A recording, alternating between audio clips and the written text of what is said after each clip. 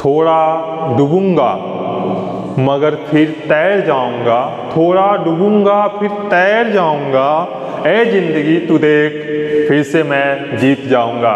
नमस्कार, मैं हूं शिवम सिंह और स्वागत है आप सभी का शिवम एकेडमिया के इस ऑनलाइन लर्निंग प्लेटफॉर्म पे। प्यारे मित्रों, साथियों, आग्र अनुज अनुजा,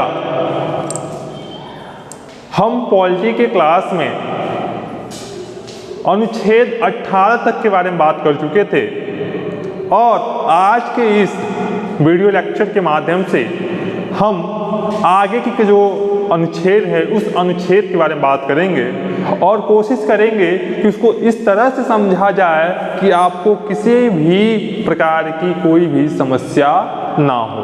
तो चलिए हम स्टार्ट करते हैं। आर्टिकल नंबर 19 क्या लिखता है, ध्यान से मेरी बात सुनिएगा कि अनुच्छेद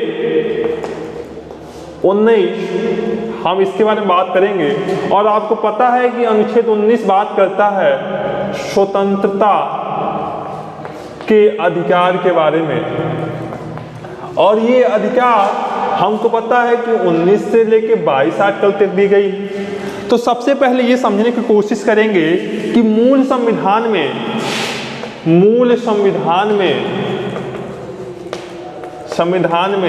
कितने हमें स्वतंत्रता दी गई थी, वर्तमान में कितनी दी गई है, वर्तमान में कितना दिया गया है।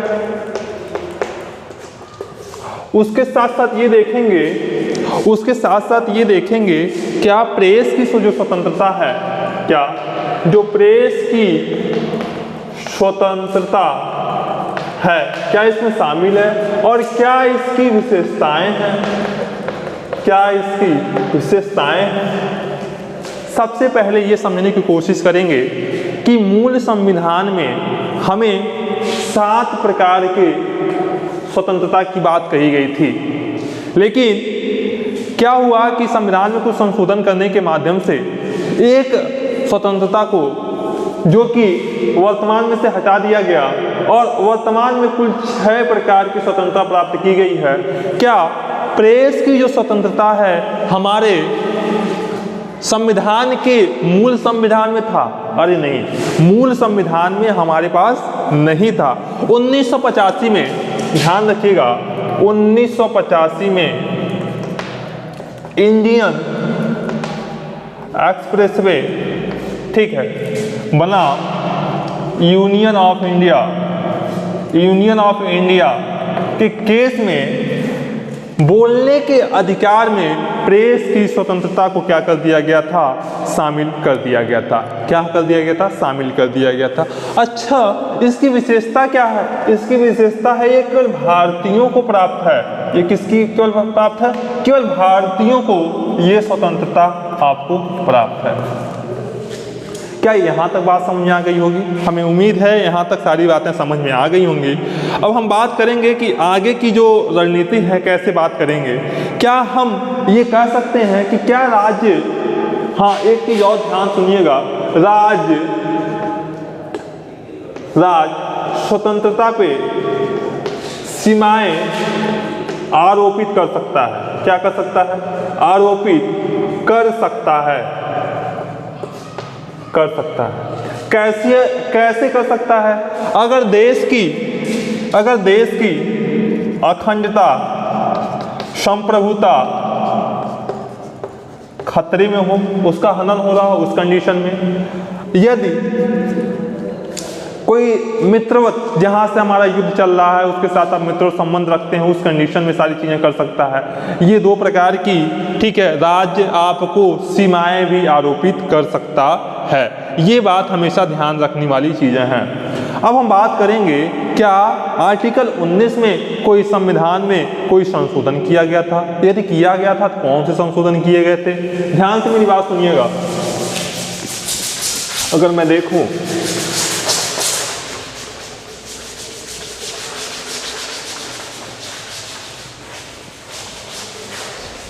देखूं तो एक तो 24वां संविधान संशोधन, ठीक है, 1978 के माध्यम से, ठीक है, जो संपत्ति का जो अधिकार था,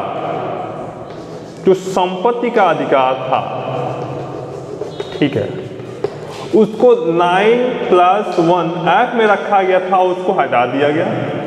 ठीक है, अगर फिर बात करें, ठीक, तो 44वां संविधान संशोधन 1978 के माध्यम से संपत्ति का जो अधिकार था उसको हटा दिया गया, और उसके साथ साथ जो हमारा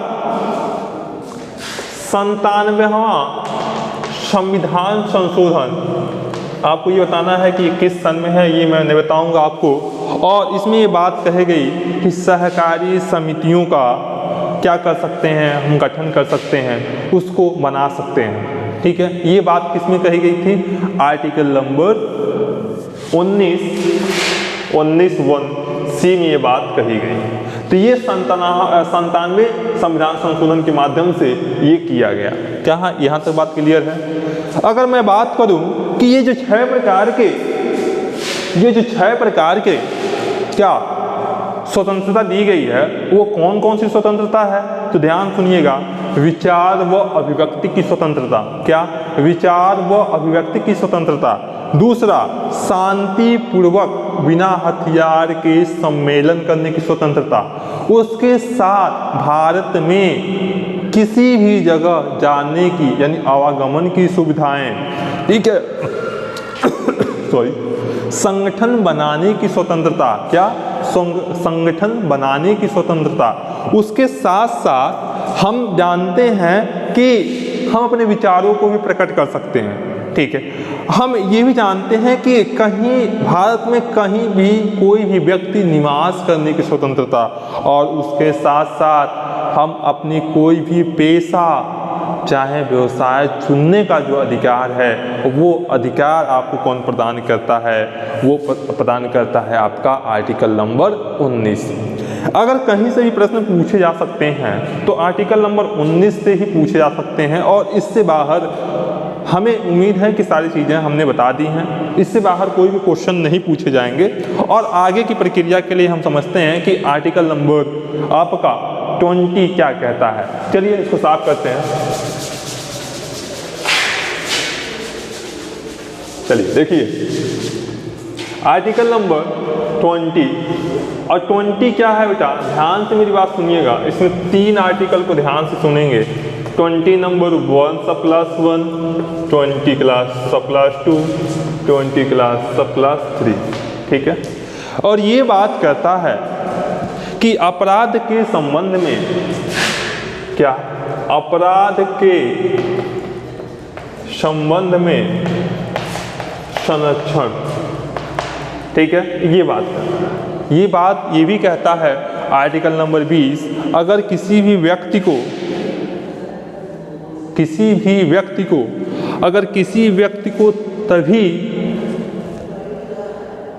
तभी क्या हो सकती है? तभी गिरफ्तार किया जा सकता है, यानी गिरफ्तारी के संबंध में है, तभी गिरफ्तार किया जा सकता है। चाहे किसी भी व्यक्ति को तभी गिरफ्तार किया जा सकता है जब वो कोई ऐसा काम करे और जिसके लिए संविधान में दंड के प्रावधान दिए गए हैं। उसको अपराध तभी घोषित किया जा सकता है जब वो कोई अपराध करे और वो अपराध किसी भी संविधान के किसी भी विधि में वो उल्लेखित हो कि वो अपराध की श्रेणी में आता है। वो कहता है आर्टिकल नंबर 20+1 कहता है। यहाँ तक बात समझ में आ गई। ये भी बात कही गई, अगर किसी व्यक्ति ने कोई अपराध कर ही दिया है और उस कंडीशन में उस व्यक्ति को केवल एक अपराध के लिए एक बार ही क्या हो सकता है? दंड का प्रावधान किया जाता है। यानी हमारा संविधान दोहरे दंड के प्रावधान को नहीं मानता। क्या ये बात क्लियर है? अगर बात करें तो आर्टिकल नंबर 23 ये कहता है कि अपने विरुद्ध गवाही जो देना है, जो गवाही देने के लिए कोई बाध्य नहीं कर सकता है। ठीक है। आर्टिकल नंबर 20 यही बात कहता है, पहला कहता है किसी भी व्यक्ति ने कोई अपराध किया है तो अपराध तब तक घोषित नहीं किया जा सकता है जब तक उसके लिए कोई अपराध की सीमा न हो। यानी सीमा का मतलब ये हो सकता है कि वो अपराध तो किया है, क्या वो अपराध की श्रेणी में आता है, यदि आता है तब उसको उसके श्रेणी में रखा जाएगा। आर्टिकल नंबर 20 सब क्लास 2 ये कहता है कि अगर कोई भी व्यक्ति अपराध किया है तो उस अपराध के लिए मात्र एक बार ही उसको दंड का प्रावधान किया गया है, यानी हमारा संविधान दोहरे दंड के प्रावधान को नहीं मानता है। तीसरा आर्टिकल नंबर 20 सब क्लास 3 ये कहता है कि किसी भी व्यक्ति को अपने विरुद्ध गवाही देने के लिए कोई बाध्य नहीं कर सकता, ये आर्टिकल नंबर 20 कहता है। हमें उम्मीद है कि आर्टिकल नंबर 20 समझ में आ गया होगा। अब हम बात करते हैं आर्टिकल नंबर 21 के बारे में और समझते हैं कि आर्टिकल नंबर 21 क्या है, और थोड़ा सा समझ लेंगे तो अच्छी बात है। चलिए देखते हैं आर्टिकल नंबर 21, और इसी में बात कही जाती है निजता के अधिकार के बारे में। और हमारे जो संविधान है ना, उस संविधान में एक बात लिखी गई है। क्या बात लिखी गई है कि व्यक्तिगत स्वतंत्रता होनी चाहिए। किसकी बात करती है बेटा? व्यक्तिगत स्वतंत्रता, ठीक है, व्यक्तिगत स्वतंत्रता के बारे में बात करती है। और उसमें लिखा गया है कि विधि द्वारा स्थापित, क्या विधि द्वारा स्थापित प्रक्रिया के द्वारा ही वंचित किया जा सकता है। यानी हम कह सकते हैं कि विधि द्वारा स्थापित प्रक्रिया के द्वारा ही वंचित किया जा सकता है, वंचित किया जा सकता है। क्या ये बात क्लियर है? यानी बात 21 में बस यही कही गई है कि व्यक्तिगत स्वतंत्रता होनी चाहिए, और व्यक्तिगत स्वतंत्रता में ये बात कही गई है कि विधि द्वारा स्थापित प्रक्रिया द्वारा ही इसे वंचित किया जा सकता है। जब हम इसके डिटेल क्लास में पढ़ेंगे तो मैं बताऊंगा कि विधि द्वारा स्थापित प्रक्रिया आखिर में है क्या, ठीक है। अब बात ये होती है कि ए.के. गोपालन केस आता है और उसमें ये बात कही जाती है, क्या ए.के. गोपालन केस आता है, उसमें बात कही जाती है, किस सन में आती है? 1950 के माध्यम से आती है। और उसमें ये कहा जाता है कि जो जीवन का अधिकार है वो आर्टिकल नंबर 21 में बात कही जाती है। लेकिन समय के साथ साथ चीज़ें परिवर्तन होती जाती हैं, और उसी समय क्या हुआ कि मेनका गांधी केस 1978 आया, और उसमें कहा गया कि गरिमापूर्ण जीवन का अधिकार है। यानी गरिमापूर्ण जीवन के अधिकार का मतलब क्या क्या हो सकता है? तो मेरी बात सुनिएगा, गरिमापूर्ण जीवन जीने का अधिकार क्या हो सकता है कि हमारे पास हर एक व्यक्ति को बस जीवन जीने का अधिकार नहीं है। ये तो बात कही गई कि ए.के. गोपालन केस में 1950 के माध्यम से, लेकिन 1978 में जब मेनका गांधी केस आया उसमें हमारे सुप्रीम कोर्ट ने ये कहा कि जीवन जीने का अधिकार के साथ साथ गरिमापूर्ण जीवन जीने का अधिकार है। अच्छा, गरिमापूर्ण जीवन जीने का अधिकार कैसे हम शामिल कर सकते हैं? तो सबसे पहले ये बात कही गई कि हमें पासपोर्ट रखने का अधिकार होना चाहिए।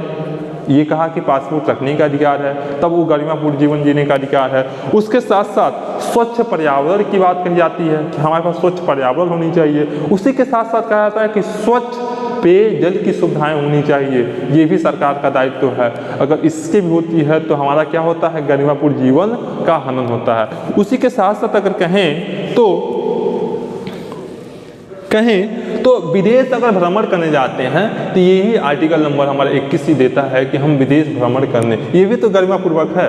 हम गरिमापूर्वक जीवन जीने के अधिकार के बारे में बात करते हैं, तो क्या हम विदेश का भ्रमण नहीं कर सकते हैं? क्या हम देश की दुनिया के लोगों को समझ नहीं सकते हैं, उसके पर्यावरण को नहीं देख सकते हैं, वहाँ के कला संस्कृतियों को नहीं समझ सकते हैं? यानी विदेश भ्रमण करने का भी जो अधिकार है वो गरिमापूर्ण जीवन जीने का अधिकार में शामिल है। वही बात कही गई निजता के अधिकार, जो निजता का अधिकार है वो भी आर्टिकल 21 में बात कही गई, और उसके साथ कहा गया कि किसी भी व्यक्ति को किसी भी तरीके से, किसी भी मनमानी तरीके से हथकड़ी नहीं लगाया जाए। ये भी बात कही गई किसके माध्यम से? आर्टिकल नंबर 21 के माध्यम से। और यहाँ तक की बात कह दी गई कि किसी भी व्यक्ति को कोई कार्यस्थल है, मान लीजिए कोई कार्यस्थल एक्स है, ये कार्यस्थल है और इस कार्यस्थल पे एक मेल और एक फीमेल दोनों काम कर रहे हैं तो उसके लैंगिकता के आधार पर उसको भेदभाव नहीं किया जाएगा। ठीक है, यहीं पे अगर बात करें तो हम जो सोते हैं, निद्रा का जो अधिकार है वो निद्रा का अधिकार भी गरिमापूर्ण जीवन जीने के अधिकार में शामिल है। इसलिए कभी कभी आर्टिकल 21 इतना हमें प्रोटेक्ट करने की कोशिश करता है कि वो कोई भी आर्टिकल इतना हमें नहीं करता है। लेकिन हाँ, इसमें भी क्या कर सकता है कि ये जो गरिमापूर्ण जीवन जीने का अधिकार है ये मेनका गांधी केस 1978 के माध्यम से आया है और ये डायरेक्ट पूछ सकता है जो प्रेस की स्वतंत्रता है वो किस आर्टिकल के माध्यम से मिला, तो आपको पता होना चाहिए आर्टिकल नंबर 1 की। और उसी के बाद पूछ सकता है किस केस के माध्यम से हमारे सुप्रीम कोर्ट ने कहा, तो आपको याद रखना है मेनका गांधी केस 1978 के माध्यम से ये बात कही गई। ठीक है, अब मैं बात करूं 1917 में सुप्रीम कोर्ट ने यह भी कह दिया कि किसी भी व्यक्ति को अपनी मर्जी से अपने जीवन साथी चुनने का भी अधिकार है। सुप्रीम कोर्ट ने कहा सुप्रीम कोर्ट ने कहा कि 2017 में कि अपने किसी भी व्यक्ति को अपने मनपसंद जीवन साथी चुनने का भी अधिकार है और इस तरह से हम किसी भी व्यक्ति को, किसी भी पर्सन्स को, किसी भी व्यक्ति को अपने जीवन साथी बनाने का जो अधिकार है वो भी प्रदान करता है। और इसके साथ साथ ये भी बात कही अगर बात करें 94 में, ठीक है, तो रतिना केस के माध्यम से, कौन सा रतिना केस के माध्यम से, एक है बेटा रतिना केस के माध्यम से, केस के माध्यम से ये भी बात कही गई, रत्ना नंबर केस के माध्यम से बात कही गई, ठीक है, कि मरने का बस अधिकार है।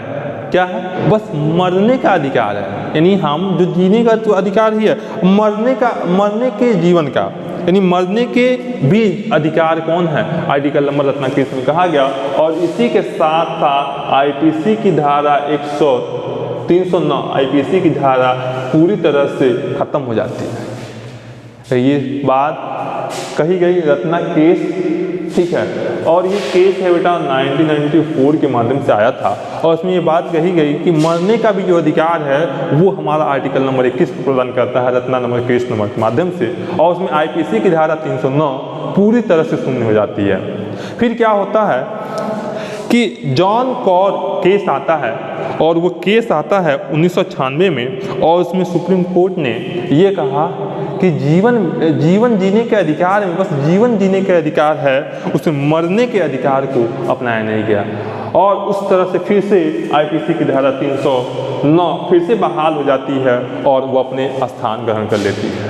लेकिन उसी समय यूथनेसिया का एक कॉन्सेप्ट आया कि अगर कोई व्यक्ति असाध्य रोग से पीड़ित है और उस कंडीशन में उसको अगर मृत्यु दी जाती है तो वो मृत्यु जो होगी, ठीक है, उसको वैध मान लिया जाएगा, मतलब वो सही है, ठीक है। अगर कोई व्यक्ति असाध्य रोग से पीड़ित है और वो ये सोच रहा है कि मैं जीऊँ तो भी प्रॉब्लम है, क्योंकि उस पीड़ा से हम पीड़ा सही नहीं पा रहे हैं, उस कंडीशन में ये हो सकता है कि वो ये कहे क्या कि हमें क्या कर दीजिए, हमें मृत्यु दंड दे दीजिए, क्योंकि डॉक्टर के हाथ में होता है कि मृत्यु दंड दे दी जाए, ठीक है। तो अगर मृत्यु दंड दिया तो वो जो उसकी पीड़ा है वो पीड़ा तो कम से कम खत्म हो जाएगी।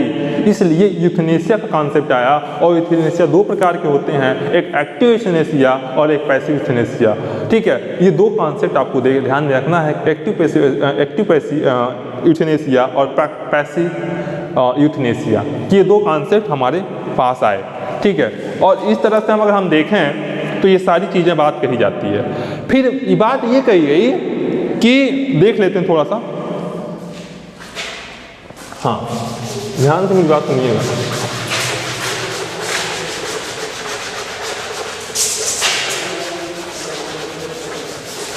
यही बात कही गई कि 19 का, यानी ये बोल सकते हैं इसको 19 में, और ये आया था बेटा कि 46वां संविधान संशोधन, ठीक है। ये भी आपको बताना है कि 46वां संविधान संशोधन कब आया था। कमेंट बॉक्स में जरूर करिए, कमेंट बॉक्स में करेंगे तो मुझे लगेगा कि आप लोग पढ़ रहे हैं, लेकिन मैं फिर भी बता देता हूँ कि 2002 में आया था, ठीक है। और उसमें ये बात कही गई, 3 प्रकार की चीज़ों को यहाँ पे बात कही गई, ध्यान से मेरी बात सुनिएगा। यहाँ बात कही गई 21 को, ठीक है, आर्टिकल नंबर 45, और फिर बात किया गया 11वां मूल कर्तव्य, मूल कर्तव्य, ठीक है, ये भी बात कही गई। और उसमें ये बात कही गई थी, पहले ये क्या था कि 6 से 14 वर्ष की आयु के बच्चों तक निःशुल्क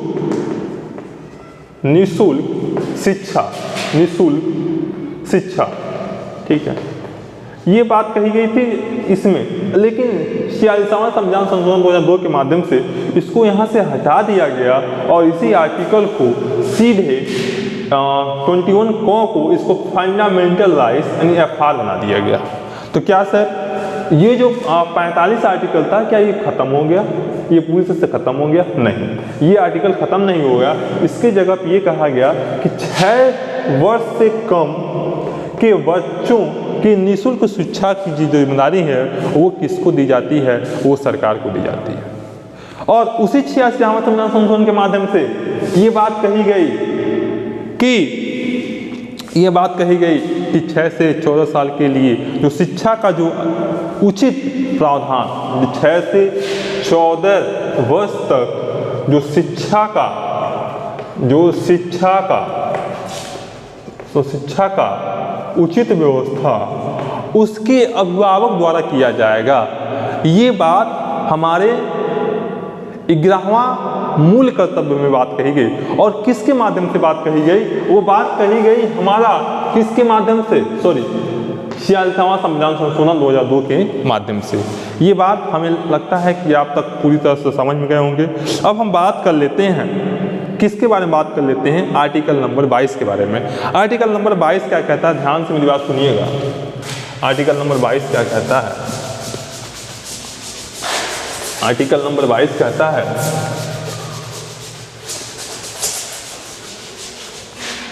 यानी देखें तो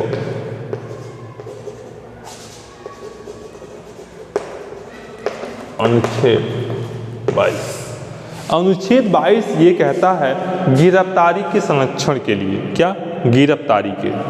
अब गिरफ्तारी के संरक्षण के बारे में बात क्या करता है?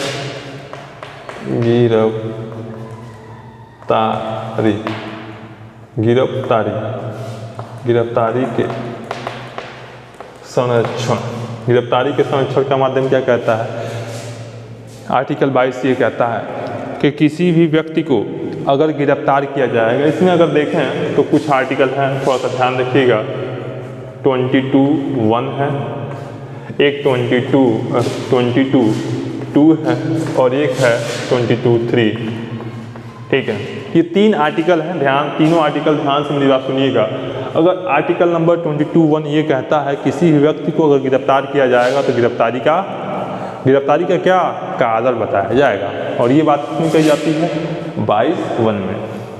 22(2) में भी बात कही जाती है, अगर किसी भी व्यक्ति को गिरफ्तार किया गया है तो 24 घंटे के अंदर, क्या 24 घंटे के अंदर उसको न्यायालय में प्रस्तुत किया जाएगा। और उस 24 घंटे के प्रस्तुत करने का मतलब है कि अगर मान लीजिए कि अगर न्यायालय दूर है, ठीक है, क्या है, न्यायालय अगर दूर है, उस कंडीशन में जो आने जाने का जो समय है ना, उसको उसमें नहीं गिना जाता है। ये बात हमेशा ध्यान रखिएगा। और बात ये भी कही जाती है कि उसको अपने जो अगर किसी को गिरफ्तार किया जाता है तो अपने मनपसंद वकील चुनने का जो अधिकार है वो भी बात किसमें कही जाती है? आर्टिकल नंबर 22(3) में की जाती है। ठीक है, ये अधिकार कौन प्रदान करता है? आर्टिकल नंबर 22 प्रदान करता है। ये बात हमेशा ध्यान रखना है। और इसी में 2 कॉन्सेप्ट और आए कि इसके अपवाद हैं। क्या? एक तो निवारण नज़रबंदी। ये निवारण नज़रबंदी अगर किसी व्यक्ति द्वारा कोई अपराध किया गया, ठीक है, तो उस कंडीशन में ये तीनों आर्टिकल तो बहाल तो रहेंगे, उसको बात ये तो मिलेगा ही। लेकिन कोई निवारक नज़रबंदी के माध्यम से अगर उसको गिरफ्तार किया जाता है उस समय आर्टिकल नंबर 22 उसको कोई भी संरक्षण प्रदान नहीं करेगा। सर आप कहना क्या चाहते हैं? आप कहना क्या चाहते हैं कि निवारण नज़रबंदी क्या होती है? मैं बता दूं आपको कि अगर किसी व्यक्ति को संदेह के रूप में, क्या संदेह के रूप में, कि अगर कोई व्यक्ति है और ऐसा संदेह हो गया कि इन फ्यूचर में यानी भविष्य में वो कोई अपराध करने वाला है और उस कंडीशन में अगर उसको गिरफ्तार किया जाता है तो उसे बोला जाता है निवारक नज़रबंदी। ठीक है, उस कंडीशन में उसको आर्टिकल नंबर 22 प्रदान नहीं की जाएगी।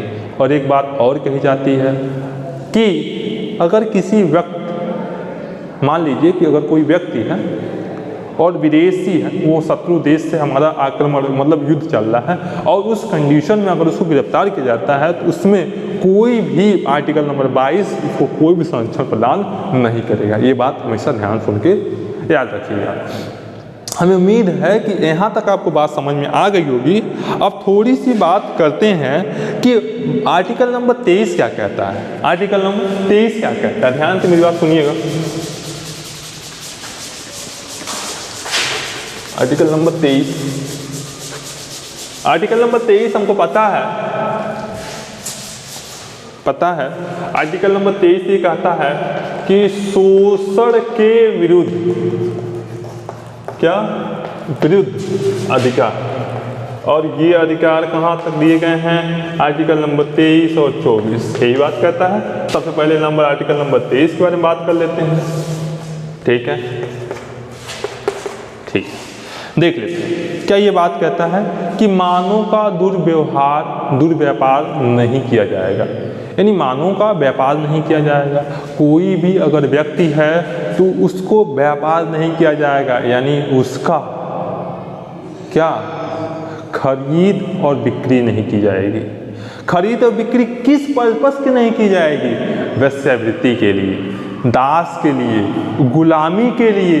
अगर ये चीज़ें की जाती हैं तो उसको हमारा आर्टिकल नंबर 23 क्या कहता है कि वो उसको दंड के प्रावधान का भी बात कहता है। और यहाँ तक बात कहता है कि अगर किसी भी व्यक्ति को मानव का दुर्व्यवहार करने से रोकता है आर्टिकल नंबर 23। वहीं अगर बात करें किसी व्यक्ति को, मान लीजिए कि आपने कहा सर IPL में लोग बिक जाते हैं, ठीक है, तो वहाँ पे उस गलत इंटेंशन नहीं है, वहाँ मनोरंजन के लिए है, उस कंडीशन में बात कही जाती है। लेकिन अगर कोई गलत इंटेंशन है, यानी किसी को वेश्यावृत्ति के लिए अगर खरीदा या बेचा जाता है, या किसी व्यक्ति को गुलामी के लिए कहा जाता है, या किसी को दास बनाने के लिए अगर खरीदा बेचा जाता है, तो ये हमारा आर्टिकल 23 ये कहता है कि पूरी तरह से गलत है, उसको अवैध मानता है। वहीं अगर बात करें कि उसी के सब सेक्शन में 23 में ही बात कही जाती है क्या कि वेगारी नहीं कराया जाएगा। क्या वेगारी, मान लीजिए अगर कोई व्यक्ति A है, ठीक है, ये व्यक्ति X काम करने के लिए रेडी है। क्या करने के लिए रेडी है, X काम करने के लिए रेडी है, लेकिन X काम तो कर दिया, लेकिन X काम के बदले जो उसको भुगतान चाहिए वो भुगतान उतना ना मिले। मान लीजिए कि उसको बेगारी का मतलब जितने उसके पैसा उससे कम पैसा देना। मान लीजिए कि इसका X काम करने की अगर प्राइस मान लीजिए कि 1000 है और उसको उसकी जगह पे मात्र 300 रुपया दी जा जाती है। इच्छा तो थी उसे काम करने की, लेकिन वो इच्छा के विरुद्ध तो है, बेगारी तो किया। 300 रुपये में कोई काम करेगा भाई, 1000 का काम था और आपने 300 रुपया दिया, तो ये एक तरह से क्या है, ये बेगारी है। ये बात क्लियर है।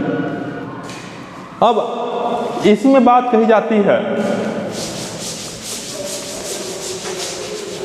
कोई व्यक्ति ऐसा है जो काम करने की इच्छा नहीं रखता है। क्या नहीं रखता है, काम करने की इच्छा नहीं रखता है। अगर काम करने की इच्छा अगर नहीं रखता है, उस कंडीशन में अगर उसको ज़बरदस्ती काम कराया जाता है तो उसको बोल सकते हैं कि बलाश्रम कराया जाता है। और इसके माध्यम से ये बात कही जाती है, इसकी भी हो सकता है कि सरकार इसमें दंड के प्रावधान भी ला सकता है।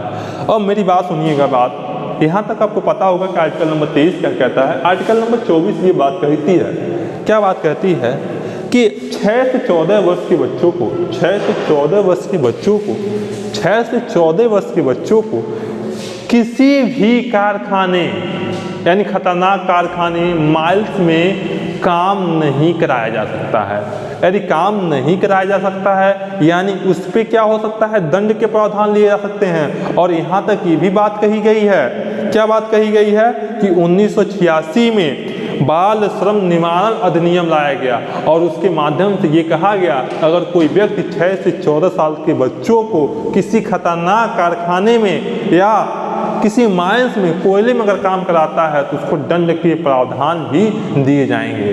ठीक है, तो हमें उम्मीद है कि आपको आर्टिकल नंबर 19 से लेके आर्टिकल नंबर 24 तक की बात पूरी तरह से समझ में आ गई होगी। और आप हमें कमेंट बॉक्स में ये बताइएगा कि आपको ये कक्षाएं कैसी लगी।